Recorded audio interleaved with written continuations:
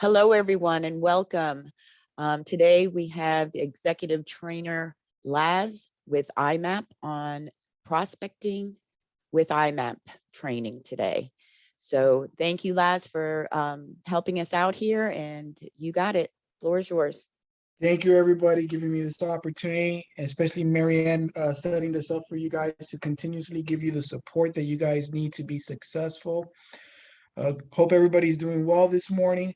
So today we're going to be discussing IMAPP for prospecting. Okay, I want to show you ways that you can generate potential sellers and buyers, so potential leads. So what I'm going to do is I'm going to go with different examples because I'm a firm believer. You learn a lot by different examples and different scenarios. So the first thing that we're going to do is we're going to look for homeowners that own property in Weston. So let's stay around the office. And that homeowner is behind in their taxes. So delinquent taxes. So Laz, why delinquent taxes? You should target homeowners that are either behind on their taxes, have equity on their property, maybe live in another state, because these things help you when you're trying to convince that person to sell their home. I know it might be a given, oh, look at the way the market is, everybody should want to sell, but that's not always the case. So to look them up, you're going to go to the top left, tax search. IMAPP is very simple. We only got 3 tabs: tax, MLS, and foreclosure. Then on the right-hand side, this is the county. Now, I always like mentioning, look, you can search any county in the state of Florida, because I've seen realtors through my career, over 15 years now training, they'll give up a listing because they didn't know that they had a system to come up with comparables for a property in Naples, okay? So IMAPP can help you with that. There's other tools that you have through the board that you can look up across the state of Florida, and that is MLS Advantage. So combining MLS Advantage with IMAPP will be very good when you're making listing presentations. Okay, so I'm gonna go to Broward County, since we're in Weston. And then I'm gonna keep it simple first. We're going to start with a zip code. So I'm going to say 33326. So next, where is delinquent taxes? It's here in the search fields. Everybody always asks me, oh, but which one? They're all the same. Every box contains the same amount of fields. We make that easy for you. So it doesn't matter if you choose it in the top or the bottom. I'm going to choose it in the bottom just to go in order underneath the zip code. And I'm going to change year bill. And here it is. Taxes are delinquent. And I'm going to say yes. Next, what type of property? I know realtors say, I'll work on any type of property. But if you're prospecting, I recommend first start with single family homes. So I'm going to go here, property use code. And that's simple. I'm going to select single family homes. If you want to select multifamily and the other options that you have available here, you can at the same time. Okay. You even have commercial. Okay. So here's a very basic search, delinquent taxes in Broward County, zip code 3326. Let's see how many we got. Let's see if the people in Weston are paying their taxes. Okay, 25. Not a bad prospecting list. So the next question I always get asked is, okay, from the list, who do I pick to prospect? The first thing you should look at is notice if the property is already listed for sale. How do we know? So what you're going to do is you're going to scroll down the list and you're going to look for these flags that represent, like number 7 here, an indicator in the MLS. So this one's rented back in 2021. So I recommend if it was just recently sold or rented or currently active or pending sale, Actually, if it's active or pending sale, it's unethical to reach out to that property, from my understanding. So best thing to do is focus on a property that has no history on the MLS. Because I also, from my experience, I've noticed if it has a history in the MLS, that realtor always keeps an eye, even though they had it listed before, on what's going on with the property. So number 21 is for sale, and the gavel here is also a list pendants. We'll do a list pendant search shortly here. Okay, so what's the second thing I recommend? Check to see who the owner is. I want you to focus that the owner is not a corporation, that it's an individual. Why? Because a corporation, to find the contact information for an individual, it's pretty hard in the public resources that you have. You have to do multiple searches in different areas. We'll do an example. So first, focus on an individual or individuals, as long as it's a person, not a corporation. Third, try to focus on a property depending on what they purchased it for and the market value. So for example, number one, they bought in 2018 for 300,000. The market value is 267,350. Now, this market value, it could very well mean that this property will sell for 400,000, but this is what the county says it's worth. So it could be a lot more. But if you find a property that they purchase it lower than the market value, then they're going to have greater equity for the actual price that they're selling for out there when it comes to realtors. So let's see. I'm going to go here, number 5. Bought it in 2014 for 335. County says it's worth almost 700,000. Probably the actual market is probably even higher than that. So let's click on Pamela.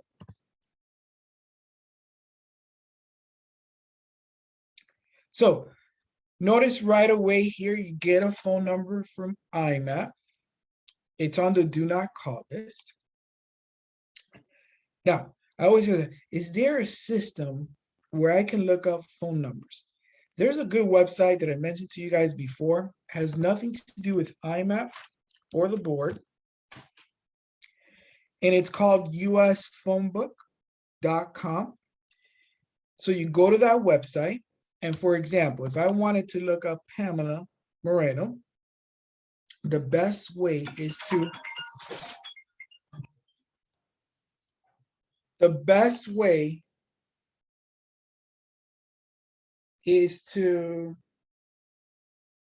look up by the address, okay? Because the name, if it's a common name like Pamela, you're going to be a long time in that website trying to find the actual Panama with the same exact address. So here we go, search by address on US phone book.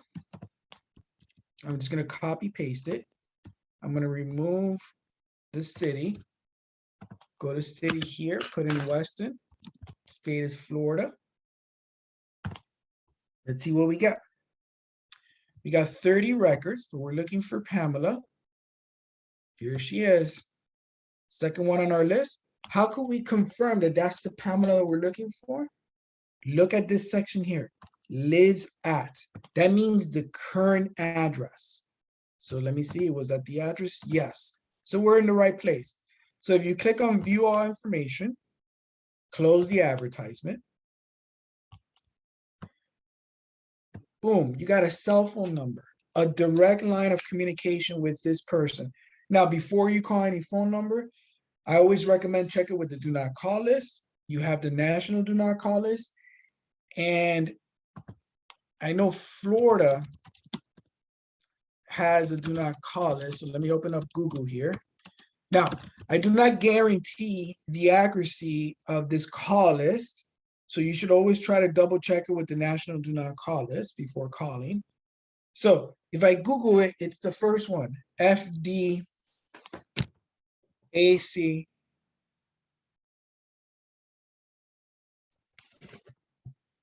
FDACS.gov. So if I click on this site, when you go here on the right, look for verify number on the do not call list. Verify your number on the Florida's do not call list. And here in the middle, you're going to put 954. Let's see, what was it? 604. 81. 85. Oh, too many dashes. Verify. Okay, number is not registered. Again, these systems are not 100%. So if you call this individual and they say, hey, I'm on the do not call list, no need to argue. Just say, okay, the list I had showed you were not registered. Thank you. Have a great day. All right, let's go back to US phone book. What else do you get? Oh, you get an email address. And not just any email address. You get a Gmail. Oh, Lazaro, what do you mean by Gmail? Because if they have a Gmail address, that's one of the latest systems to come out. You know, now if you would have saw ATT, Bell South, maybe they're not checking every day. But a Gmail, most likely they are. So before calling, I recommend sending a comparable report through IMAPP. So how do we do that? So if I go back here to IMAPP, on the right-hand side, can't miss it. Find comparables. Now, I don't want you to spend 3 hours on a CMA. Okay, this is just an initial reach out. If they do get back to you, then you can do one a little bit more detailed, bedrooms, bathrooms. I'm going to keep it simple. Half a mile here in the last 6 months, I get 2 comparables. Normally, you want to get 3, so I'm going to expand it to about a mile. I still only get 2. Wow. Okay. So it looks like this area, there hasn't been that many sales in the last 6 months. That's fine. 2 comparables. I'm going to keep it there because if I keep going farther, then I start going away from the neighborhood. If I start playing around with the square footage, then it's not really that similar to the subject. So how do we send it? On the right, email this page, opens up your email, copy paste the email. You can type something as simple as estimated property value report from your neighborhood realtor. Oh, courtesy. Always use the word courtesy or free. That gets their attention. So by you doing this, you're already doing something for them of value without even them contacting you back or returning your phone call. So that alone might convince them to call you back first. Okay, let me return to the property tax. Oh, Lazaro, how do I know how much they owe in taxes? If I go down where it says value information, you have a message in red. It says property's been reported as delinquent. And what IMAPP does is they connect you directly to the county website. So you get the most up-to-date information without having to worry about if IMAPP is updated. So this person owes $21,295. It's a lot of money. And we don't know, Pamela might own other properties that she owes money as well. So this is a good prospect. We got our cell phone number. They owe over $20,000. They're not on the Florida do not call list. Okay, so let me go back to IMAPP. Oh, and for those of you that haven't noticed, IMAPP has come out with evaluation here on the right-hand side. So remember what I was saying before? Just because the county says it's worth 600 something thousand, the market value is actually closer to $1 million. And Pamela bought it for $335,000. So she has equity, is what I'm trying to say. Okay, let's go back to the search. So I'm going to go up here to the top right, click on search results. Now, this search, since we did 33326, the idea is to save the search. So if you want to look up tax delinquency in another area, you don't have to remember everything that you entered. just sub out the zip codes for different areas. So save your search is what I'm saying. That's what I recommend. How do we save it? Over here to the right, save this search. I can name it tax delinquent, Weston. I'll date it March 11th. Oh, does that mean it only gives us properties from March 11th? No, every time you run it, it's the current information. Okay, let me go back where it says refine the search, which is the criteria. So what else could I do to enhance the probability for me to get listings in this area with regards to taxes are delinquent? Well, look for homeowners that are not part of Florida.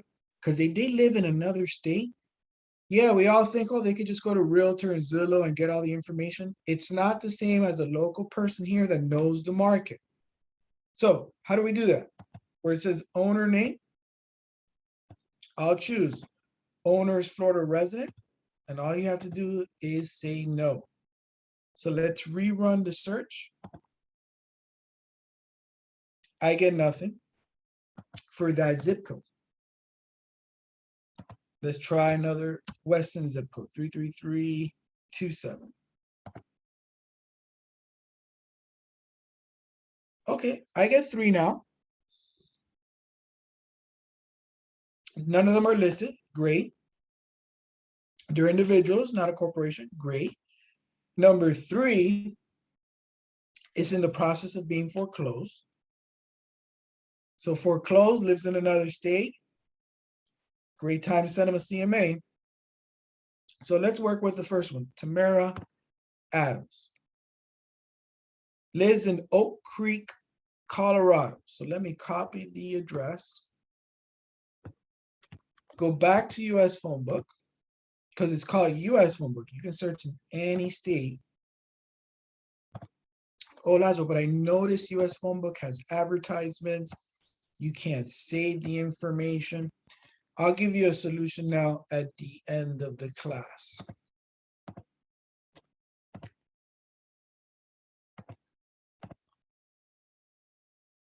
Okay, I get 25 records.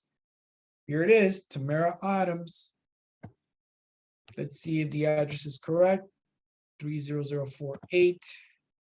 Okay, so doesn't currently live at the address, but notice the prior address. It is the address. So we matched an address with this Tamara. So we're in the right person. View all information. Cell phone number. Email addresses. Okay. Same thing I recommend. Send them a comparable report. Open the door. You know, that could even be your segue when you call them 2 or 3 days from now. Hey, this is Lazaro, your courtesy realtor here in Weston, Florida. Just want to make sure you received our courtesy CMA. Would you like me to enroll you to get a CMA at the end of the month and at the beginning of the month? Oh, Lazaro, but how do we set up a CMA at the beginning and the end of the month? Matrix. Matrix lets you set up an auto notification. You add active and closed sales with a radius regarding this subject property in Weston. And there you go. All right, let's go back to the search results. I'm going to go back to refine. So that was delinquent taxes. What other field allows me to search for individuals that increases my probability of getting the listing? There's a field in IMAPP. I'm going to take out the Florida resident here. And instead of taxes are delinquent, I'm going to select unoccupied address. And I'm going to say yes. So IMAPP is verifying certain information. For example, like if the property is receiving mail, that the property might be vacant. Oh, just because they don't receive mail, they might be, it's going to be vacant. No, I said might be vacant, because normally when a person lives in a property, they're usually getting some sort of mail. So if the property is just sitting there being vacant, and let's tie it in with a homeowner that lives outside of Florida. Let's say again, so property vacant, homeowner lives out of Florida. Let's go back to zip code 33326. 16. So let's focus on, let's see, a lot of them are corporations. I'm looking at the last sale compared to the market value. I'm going to go here with John. Bought it in 1984 for $88,000. Now the market value is $330,000. That's what the county says. Again, it could be a lot higher than that. So I'm going to open up John here. Lives in 7620 Huddleston Drive, West Indianapolis, Indiana.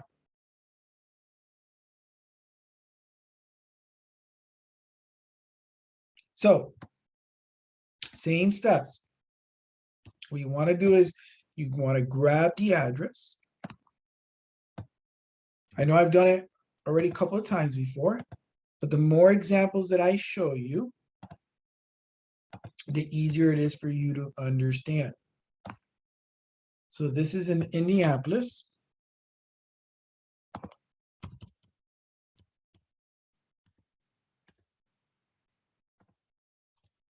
Indiana.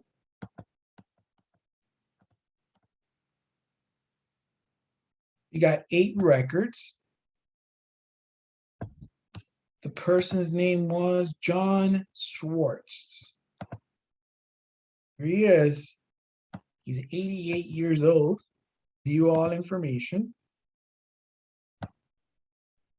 Landline. It's not a cell phone number, but it's a landline.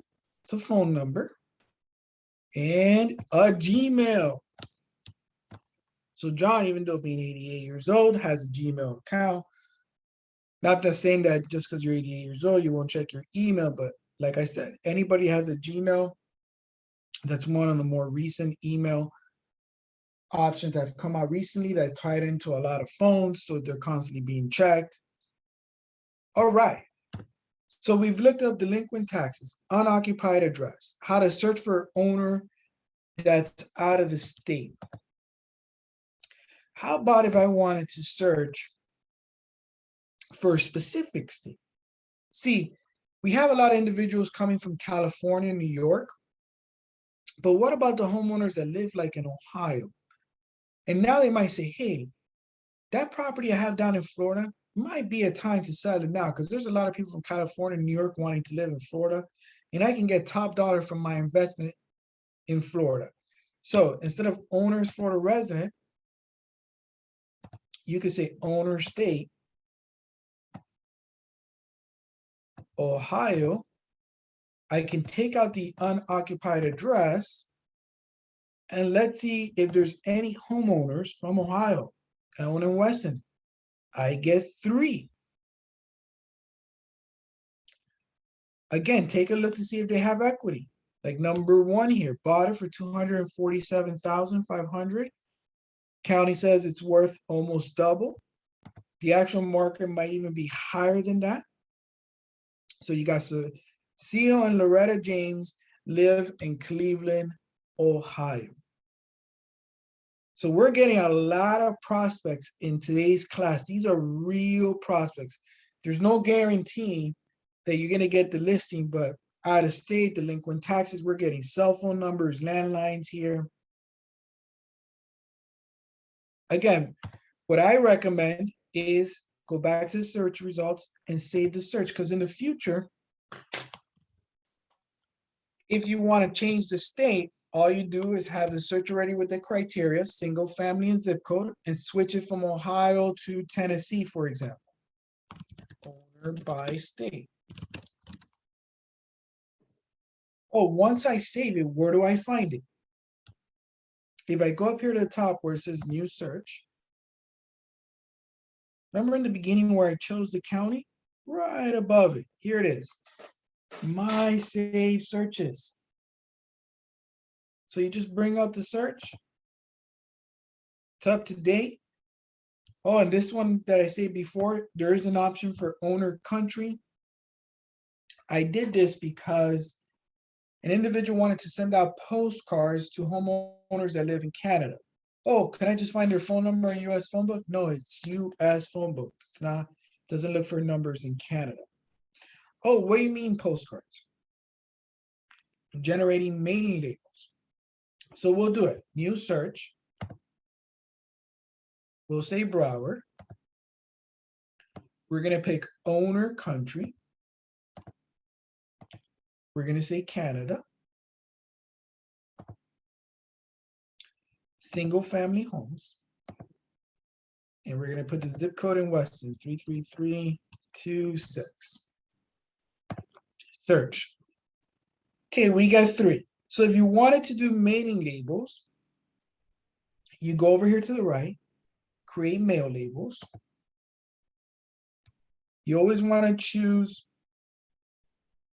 owner address because they live in Canada and you want your postcard to get to the owner in Canada.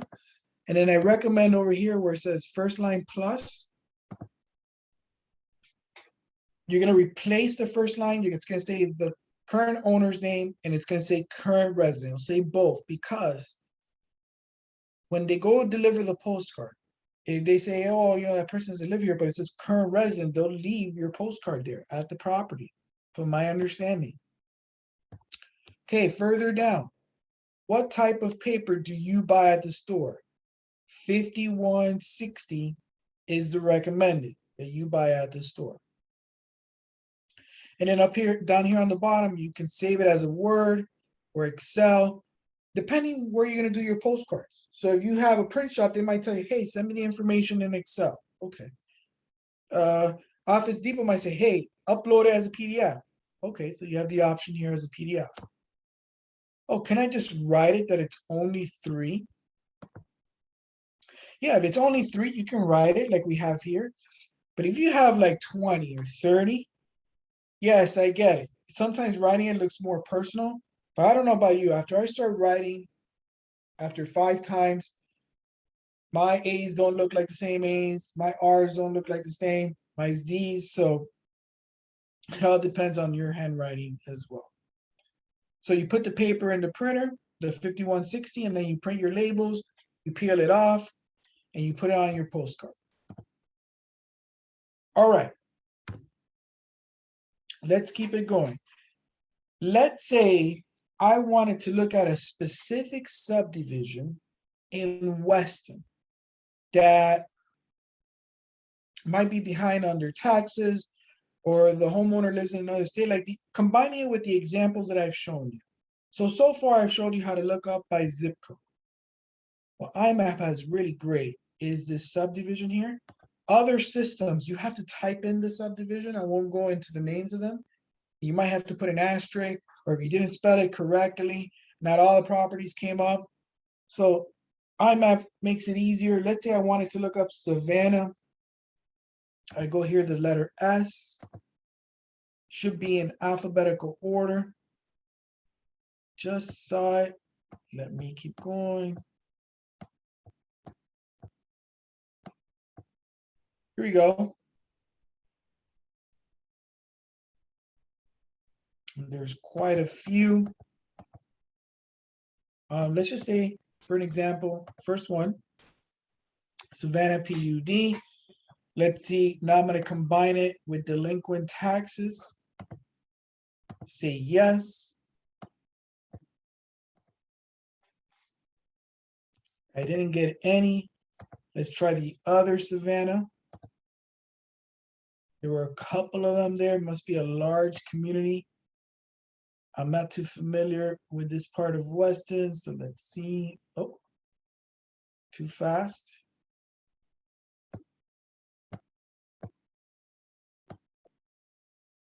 Let's try Savannah Plat 5. Okay, so it looks like I'm not getting anything in Savannah. I'll just try to jump to another community.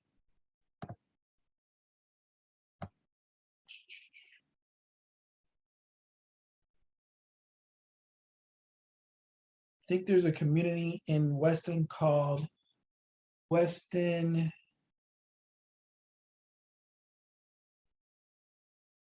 Here we go. Let's go to Weston Lakes. It's a condominium. I just want to see if I get some results. Here we go. We got an individual in this building, 424 Lakeview, apartment 201. So if this condo unit is your farming area, you know somebody in that building now is behind on their taxes. So use a subdivision when you really want to narrow it down to specific farming area or an area that you specialize in, because you might know more about that building than somebody else because you probably live in that building. Okay. All right. What other searches could we do here that can help our business? So the next search I'm going to show you, and we only have about 2 left here, is bank-owned properties. Now, bank-owned properties, I'm not saying for you to get the listing, but what I mean about helping your business is always good to know if you have a farming area, if the property across the street that you have a listing is a bank-owned, or if you're thinking of, if you're meeting with a potential seller in the area, you can say, hey, look, you got 3 bank-owned properties in your neighborhood now. I know prices are sky high now, but if those bank-owned properties come to the market, it could potentially lower the price that you can get if you sell your home today. So how do we look up bank-owned? So let me clear my search here, take a tax delinquency, and switch it to REO bank-owned, and let me say yes. I'm going to specify single family, zip code, keep it the same, 33326. I do not recommend reaching out to the bank. This is not 2008. They already have their teams in place to sell their properties. I get 2. Bank of New York and US Bank. So if I had a listing in this area, I would let my seller know, hey, that property over there is bank owned. You know, we keep turning down offers. We keep wanting the market to keep going further and further. This could potentially affect the price that you can sell it for in the future. Now, what you can do is you can combine the bank-owned information with list pendants. Because if you have a couple of bank owns and a couple of list pendants, which means they have begun the process of being foreclosed, then the market could change dramatically for a certain area. So how do we look up list pendants? If I go here on the top, remember I told you 3 tabs, tax, MLS, and foreclosure. If I click on foreclosure search, same thing, county, Broward. I'm going to do a zip code, same thing, 33326.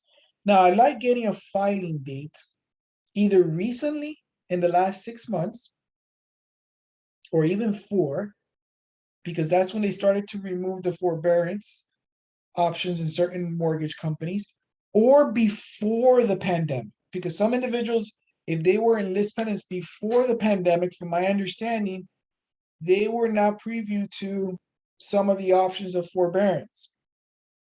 So let's do before the pandemic. So filing date is less than or equal to January 1st, 2020.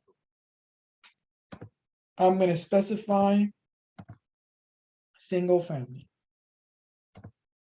And let's run it. Ooh, I didn't get anything. Wow, interesting. Before the pandemic, just make sure 33326. Filing date less than or equal to. Oh. Let's try 33327. You get 1.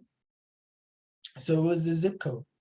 Oh, I want to get more than just 1. Well, you can always go back and remove the zip code or look up by subdivision. So if I search all of Broward, 40.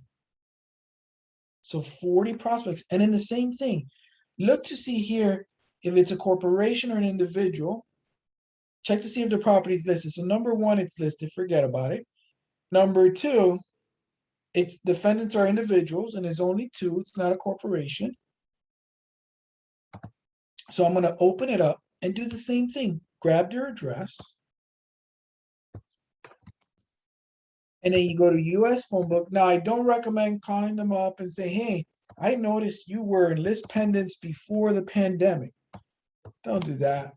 Again, it's not 2008 from my experience. I've seen that doesn't work lately from what I believe. Send them a CMA, say, hey, we're sending out courtesy CMAs, also statistics around the neighborhood. Is there anything else we can help you with? Who's the person's name? Mary Ann Baccas, Baccas. Let's see if I can find that person really quick. Oh, here we go. View all information, 61 years old, cell phone number. And Outlook. Outlook is just as important as Gmail because that's a recent one. Hotmail came before Outlook. That's why I would prefer, or actually send them both. Send them to their Outlook and Hotmail. Let me go back here to search results in IMAPP, refine my criteria. So let's say I wanted to look down the last 4 months. So I'll go to filing date greater than or equal to. We'll say November 1st, 2021. Let's narrow it down by zip code again, 33326. And let's see what we got. 3, actually 2, because number 3 is already listed. But they're all from a company. Again, US phone book is only searching individuals, not corporation. I'll give you a solution now at the end of class. Okay, let me refine this criteria. Let's take away the zip code 26 and put 27. Let's see what we got. Again, corporations. How about we just take out the zip code, get the whole county, 203. Okay, so in this list, there has to be non-corporations like and not listed like number 15. Candace Healy, Pompano Beach, filed November 3rd, 2021. It's a good prospect. Let's see. Oh, it's got a MLS flag, but that means it was sold in 2020. And it's already list pendants in November. Interesting. Maybe that one I'll stay away from. Seems too much of a coincidence that even a year later. Look at number 23, not listed, Georgette Inman. And this was November of last year. Again, you should always save your searches because all you do is just play around with the dates or the area. And whenever you do a new search, it's up here on my saved searches. All right, so I gave you many ways here to prospect for new leads. You should start right away calling some of these individuals directly at their cell phone. Check the do not call list. I recommend once a week, you should do prospecting for at least 1 to 2 hours. I would recommend the middle of the week. All right, everybody, thank you very much. This concludes our IMAPP training, Lazaro, for today, March 11th, 2022.